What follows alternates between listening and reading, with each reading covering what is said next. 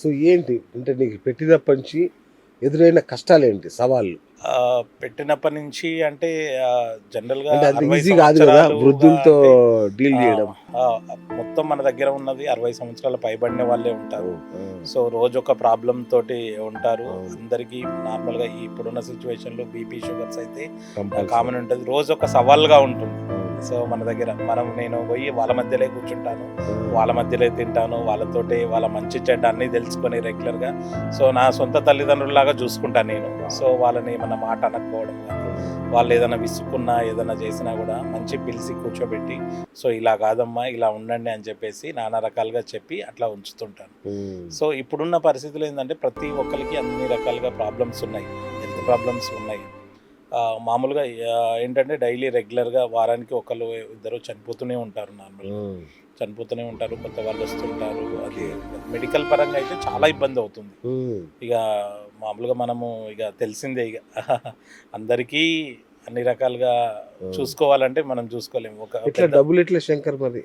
ఇది నాది nursing care ఉందన్న అచ్చా! బిజినెస్. ఆ! Nursing care, care taker, physiotherapy నేను హైదరాబాద్‌లో పంపిస్తాను. అచ్చా! సో, ఎవరికైనా ఇంటి దగ్గర నర్సింగ్ కేర్ కావాలంటే పంపిస్తాను. అదే ఇన్‌కమ్ తోటి నేను ఇక్కడ చేస్తాను. హ్మ్. నేను 2009లో బసవతారకంలో జాయిన్ అయ్యాను. ఆ! బసవతారకం క్యాన్సర్ హాస్పిటల్‌లో ఎంప్లాయీగా జాయిన్ అచ్చా! అయ్యాను. ఆ! సో, నేను అక్కడ జాయిన్ అయిన 2 సంవత్సరాలకే 2011లో ఆర్గనైజేషన్ స్టార్ట్ చేశాను. ఆ! సో, 2011లో నుంచి ఒక ఐదుగురితో స్టార్ట్ అయిన ఆర్గనైజేషన్ ఇప్పుడు దాదాపు 56 మందికి పైగా ఉన్నారు మన వావ్! ఓల్డ్ ఏజ్ హోమ్‌లో. హ్మ్. సో, ఇది కాకుండా 2015లో ఫుడ్ డిస్ట్రిబ్యూషన్ కూడా స్టార్ట్ చేశాను. అవును. నేను గూడా ప్రతి వచ్చాను గదా! అక్కడికి. ప్రతి అవును. ఆదివారం అవును. ఉంటుంది. అవును. ఎవరైతే విలేజ్ నుంచి వచ్చే వాళ్ళు రోజుల తరబడి ఉండి ట్రీట్మెంట్‌కొస్తారో, సో, వాళ్ళ కోసం నేను ఫుడ్ డిస్ట్రిబ్యూషన్ కూడా స్టార్ట్ చేశాను. హ్మ్. అది కాస్త 50 మందితో స్టార్ట్ అయింది. ఇప్పుడు దాదాపు 350 మంది అవును. వరకు అవును. పైగా పెడుతున్నాను. ప్రతి ఆదివారము అబ్బా! గాంధీ హాస్పిటల్ గానీ, ఉస్మానియా, నీలోఫర్, బసవతారకం ఇట్లా 4 హాస్పిటల్ దగ్గర ప్రతి ఆదివారం ఉంటుంది. సో, ఇది రెగ్యులర్‌గా చేస్తున్నాము. వావ్!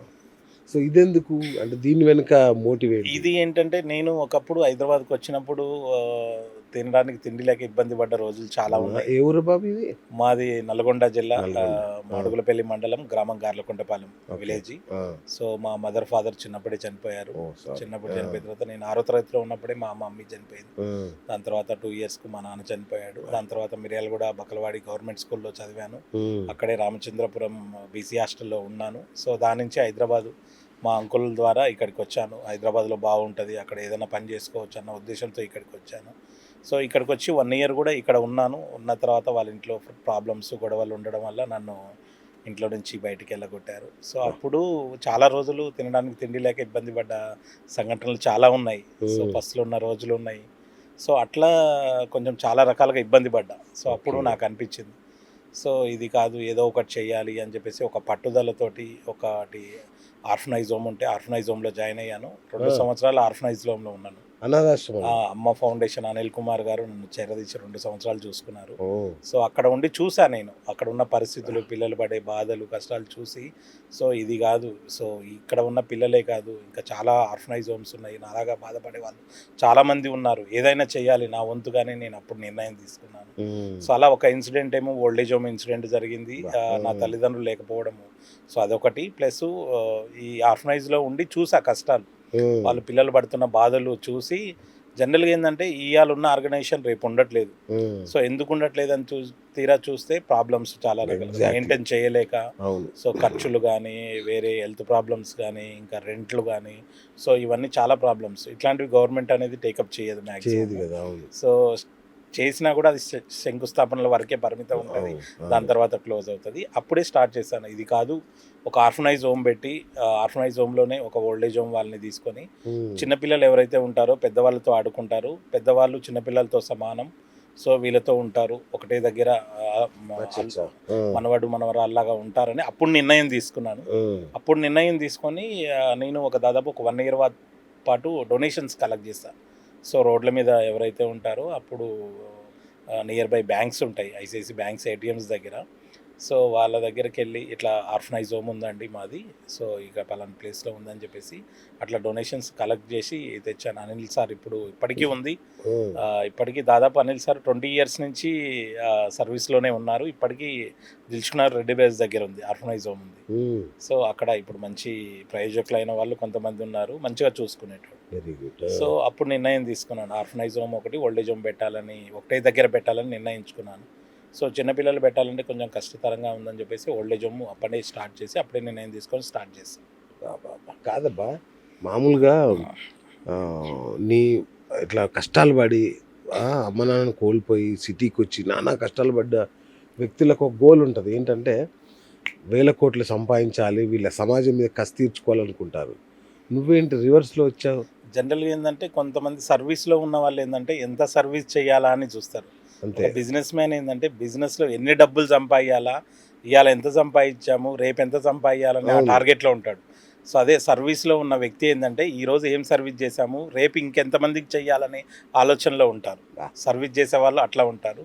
సో అందుకే నేను ఫస్ట్ ఓల్డేజ్ హోము, దాని తర్వాత ఫుడ్ డిస్ట్రిబ్యూషన్, దాని తర్వాత ఫ్రీగా మెడికల్ ఎక్విప్మెంట్స్ కూడా నేను ఇస్తాను. ఫ్రీగా మెడికల్ బెడ్లు కానీ, వీల్ చైర్స్ కానీ, వాకర్స్, కాన్సన్ట్రేటర్ ఇట్లా ఫ్రీగా ఇస్తాను. అంటే ఎవ్రీ 4 ఇయర్స్కు ఒక యాక్టివిటీ స్టార్ట్ చేసుకుంటూ నేను వస్తున్నాను. సో జనరల్గా ఏంటంటే 2011 నుంచి ఇది స్టార్ట్ చేసుకుంటూ ముందుకు వెళ్ళినప్పుడు 2015లో ఇది స్టార్ట్ చేశాను ఫుడ్ డిస్ట్రిబ్యూషన్. దాని తర్వాత 2018లో నుంచి ఎక్విప్మెంట్స్ అప్పుడు బేసిక్గా స్టార్ట్ చేసి 2014లో మాత్రం 2024లో ఎక్విప్మెంట్ స్టార్ట్ చేశాను. 1 ఇయర్లో మేము దాదాపు ఒక 6 కోట్లు విలువ చేసే వస్తువులు ఇచ్చాం ఫ్రీగా. అయితే ఎవరైనా వాళ్ళ ఇంట్లో ఉన్న వస్తువులు, బెడ్లు కానీ, వీల్ చైర్స్ కానీ, వాకర్స్ కానీ ఏదైనా ఖాళీగా ఉంటే మాకు ఇచ్చారంటే, సో మేము ఎవరికైనా ఎవరికైతే అవసరం ఉన్నాయో వాళ్ళకి ఇచ్చేసి, సో మీకు ఎన్ని రోజులు కావాలో అన్ని రోజులు వాడుకోండి, మళ్ళీ మాకు ఇవ్వండి, మా ఓల్డేజ్ హోమ్కి ఏదైనా సపోర్ట్ చేయండి అని అట్లా స్టార్ట్ చేసాము. అట్లా స్టార్ట్ చేసిన తర్వాత దాదాపు ఒక 1 ఇయర్లోనే 6 కోట్ల విలువ చేసే వస్తువులు రెడీ టు సర్వ్ ఫౌండేషన్ నుంచి ఇచ్చాము. సో అప్పుడే సాక్షి యంగ్ అచీవర్ అవార్డు గవర్నర్ చేతుల మీదుగా ఇచ్చారు. సో అది లాస్ట్ ఇయర్ జరిగింది. సో లాస్ట్ ఇయర్ తర్వాత అట్లనే కంటిన్యూ చేసుకుంటూ వస్తున్నాము. సో ఈ ఇయర్ ఏమో చిరంజీవి గారు, సో మేము ఎక్కడో వనస్థలిపురం డిమార్ట్ వెనకాల ఉన్న మమ్మల్ని గుర్తించి, సో మా ఓల్డేజ్ హోమ్లో పెద్దవాళ్ళ సమక్షంలో చేసి చాలా హ్యాపీగా అనిపించింది. రైట్. కాదు, నువ్వు చెడిపోయావు సరే, మీ ఫ్యామిలీ కూడా నీ వెంట నడుస్తుంది ఏంటి? ఇక వాళ్ళ సపోర్ట్ లేనిది అనేది నేను చేయలేను. కంపల్సరీ ఏది చేయాలన్నా కూడా, ఎక్కడికైనా వెళ్ళాలన్నా కూడా, ఏదన్నా కార్యక్రమం చేయాలన్నా కూడా మా ఫ్యామిలీ, మా వైఫ్ సపోర్ట్ ఖచ్చితంగా ఉంటుంది. ప్లస్ నాకు 2 అమ్మాయిలు, సో వాళ్ళు కూడా సేవా కార్యక్రమాలలో ముందుంటారు. వాళ్ళు ఏంటంటే ఇటు సేవలు చేస్తూ జనరల్గా సండే ఫుడ్ డిస్ట్రిబ్యూషన్కి వస్తుంటారు. దాంతోపాటు వాళ్ళు కూచిపూడి చేస్తారు. మాకు ఇంట్లో పోటీ ఉంటుంది, ఖచ్చితమైన పోటీ ఉంటుంది. డాడీ కూచిపూడిలో మాకు ఎక్కువ సర్టిఫికెట్లు వస్తాయి, నీకు సోషల్ సర్వీస్లో నీకు ఎక్కువ సర్టిఫికెట్స్ వస్తాయా, అవార్డులు నీకు ఎక్కువ వస్తాయా, మాకు వస్తాయా అని కొంచెం చిన్న ఫైటింగ్ అవుతుంటుంది. సో వాళ్ళు ఆ రంగంలో రాణిస్తున్నారు, నేను ఈ సోషల్ రంగంలో ఇలా ముందుకెళ్తున్నాను. సూపర్. సో సెలబ్రిటీస్, సో సేవ అన్నప్పుడు ఇలాంటి వాళ్ళందరూ వస్తుంటారు. సో చిరంజీవితో ఎట్లా మీరు టచ్లోకి వెళ్ళారు? మేము last year 2 years back game changer మూవీలో డైరెక్టర్ వాసు గారు, మేనేజర్ గారు ఫోన్ చేశారు మాకు. ఫోన్ చేసి శంకర్, ఇట్లా డైరెక్టర్ శంకర్ మూవీ కొత్త సినిమా వస్తుంది, గేమ్ చేంజర్ మూవీ. అప్పుడు పేరు కూడా చెప్పలేదు, అసలు మూవీ పేరు కూడా చెప్పలేదు, డైరెక్టర్ శంకర్ అని చెప్పారు. సో డైరెక్టర్ శంకర్ గారి సినిమా వస్తుంది, దాంట్లో రియల్గా ఓల్డేజ్ వాళ్ళని కావాలని వెతుకుతున్నారు, సో మీ ఓల్డేజ్ హోమ్ సెర్చ్ చేస్తే వచ్చిందని వాసు గారు మాకు ఫోన్ చేశారు. సరే ఓకే సార్, మాకు సినిమాలో రావడం మాకంటే అదృష్టం ఏం లేదు సార్, మేము వస్తాము అని చెప్పేసి మేము వెళ్ళడం జరిగింది. వెళ్ళిన తర్వాత ఒక వారం రోజుల పాటు ఆ మూవీలో మేము రామ్ చరణ్ గారి దగ్గరగా మా వాళ్ళందరూ, ఈరోజే మార్నింగే ప్లే అయింది సినిమా, చూసాము, అది జీ తెలుగులో వచ్చింది. సో దాంట్లో ఒక దాదాపు ఆల్మోస్ట్ అందరూ మా ఓల్డేజ్ వాళ్ళు అందరూ ఉన్నారు. అందరూ అన్ని ఓల్డేజ్ హోమ్ సీన్లో అందరూ ఒక వారం రోజుల పాటు చేశాము.